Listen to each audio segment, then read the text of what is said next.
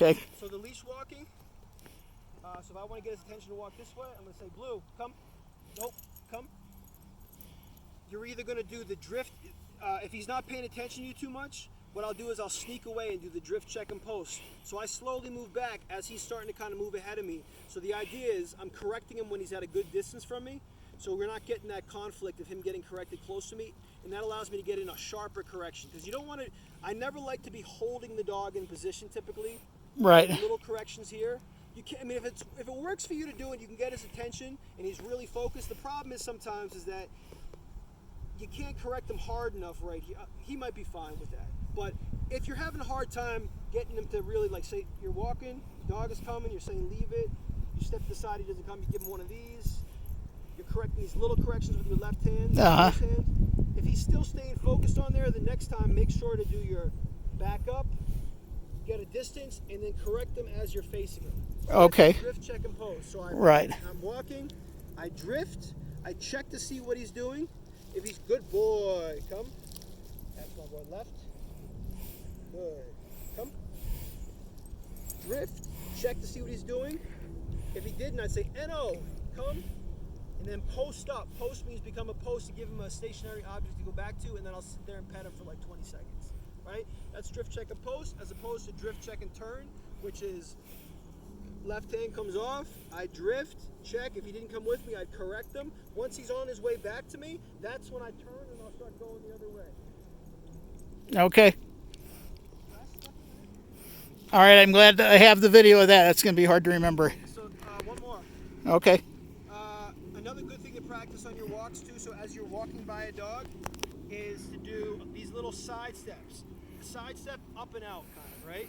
So as I'm walking, as I get about 10 feet before the dog, I'm going to say his name, and then I'm going to tell him, leave it, come. You can add come on in the beginning if you want to make it like really kind of get him used to really moving towards you and away from the dog. Eventually you'll be able to just use as you're walking, leave it. As long as he checks back in with you, you know you've got him under control. So you're not always going to have to be walking sideways. But if you pair that routine together where he starts to learn that as a dog's approaching, if you say, once a dog starts to approach and he starts to get close, he's going to start to expect and predict that you're going to be moving sideways. So that's going to naturally draw his attention away from the dog and onto you. So that whole routine of leave it means attention away, and then come gets you a little bit further away from the dog too, right? So you can pair those together, leave it, come, and then you can just practice leave it by itself too. But those little changes of direction, just little side steps, is gonna, like I said, let you know if he's really paying enough attention to you, right? Okay. And even when I do my side step too, again, if you keep your left hand, if you got your hand too close, and you do this, you're gonna pull him with you. Right. So again, when I do my side step, my close hand comes off, so I get a little space. So if he's decided to want to drift that way, I can give him a good correction this way, right?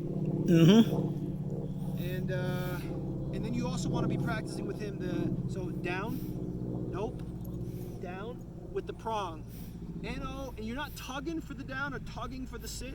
I typically just do pressure, as opposed to the tugging for like getting him to come to you. So if I want him to come to me, I'm going to pop, pop. Sit is just going to be constant pressure. Down is going to be constant pressure like that. Okay, you got the difference? Where am I putting the pressure on the down? Straight down. You always tug the leash in the direction you want the dog to go.